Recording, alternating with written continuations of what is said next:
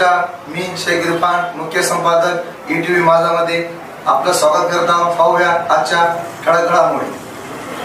रयत सेवाभावी प्रतिष्ठान जवळगाव तालुका हिमायतनगरजी नांदेड तर्फे नाणकी येथील पीडित कुटुंबातील अपंग अक्षय हापसे यांना 25,000 रुपये व सावळेश्वर येथील रानडुक्कराच्या हल्ल्यात अति गंभीर पीडित महिला सौ करुणाताई दलित काळबांडे 15,000 रुपये देण्यात आले.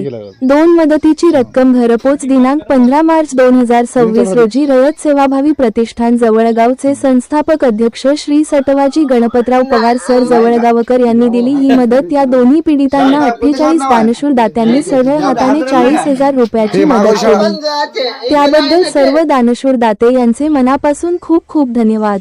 भविष्यात सुद्धा सामाजिक कार्यासाठी असेच सहकार्य करावे ही विनंती.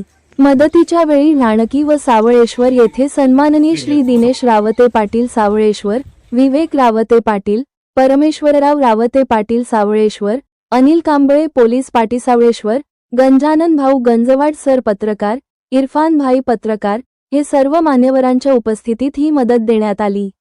ही मदत बघून दोन्ही पीडितांना अश्रू अनावर झाले होते.